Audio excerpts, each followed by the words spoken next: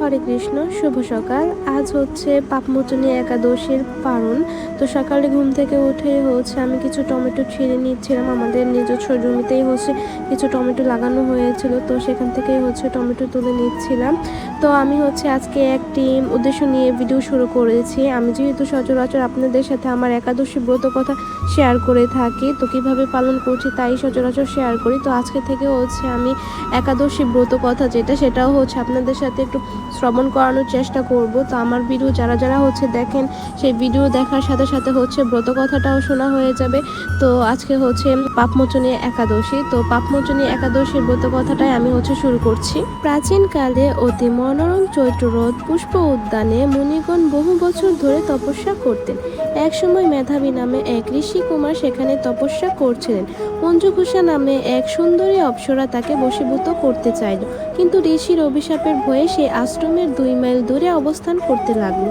বিনা বাজিয়ে মধুর স্বরে সে গান করত। একদিন মঞ্জুঘোষা মেধাবীকে দেখে কামবানে পীড়িতা হয়ে পড়ে। এদিকে ঋষি মেধাবী অপ্সরার অনুপম সৌন্দর্য দেখে মুগ্ধ হন। তখন সেই অপ্সরা মুনিকে নানা হাবভাব ও কটাক্ষ দ্বারা বশীভূত করে। ক্রমে কাম পরবশ মুনি সাধন ভোজন বিসর্জন দিয়ে তার আরাধ্য দেবকে বিস্মৃত হন। এইভাবে অপ্সরার সাথে কামক্রিয়ায় মুনির বহু বছর অতিক্রান্ত হল।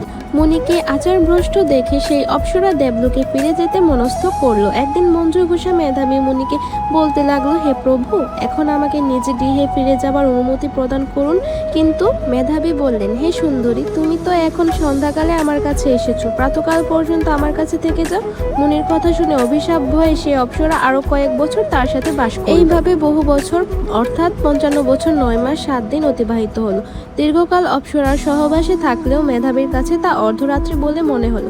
মঞ্জুঘোষা পুনরায় নিজ স্থানে গমনের প্রার্থনা জানালেন। মুনি বললেন, এখন প্রাতকাল, যতক্ষণ পর্যন্ত আমি সন্ধ্যা বন্দনা না সমাপ্ত করি ততক্ষণ পর্যন্ত তুমি এখানে থাকো। মুনির কথা শুনে ঈষৎ হেসে মঞ্জুঘোষা তাকে বলল, হে মুনিবর, আমার সহবাসে আপনার যে কত বছর অতিবাহিত হয়েছে তা একবার বিচার করে দেখুন। একথা শুনে মুনি স্থির হয়ে চিন্তা করে দেখলেন যে তার 56 বছর অতিবাহিত হয়ে গেছে। মুনি তখন মঞ্জুঘোষের প্রতি ক্রোধ পরবশ হয়ে বললেন, রেপা পৃষ্ঠে দুরাচারিণী তপস্যার ক্ষয়কারিণী, তোমাকে ধিক, তুমি পিশাচী হও। মেধাবীর শাপে অপ্সরার শরীর বিরূপ প্রাপ্ত হলো। তখন সে অবনত মস্তকে মুনির কাছে শাপমোচনের উপায় জিজ্ঞাসা করল। মেধাবী বললেন, হে সুন্দরী, চৈত্র মাসের কৃষ্ণ পাপমোচনী একাদশী সর্বপাপক্ষয়কারিণী সে ব্রত পালনে তোমার পিশাচত্ব দূর হবে।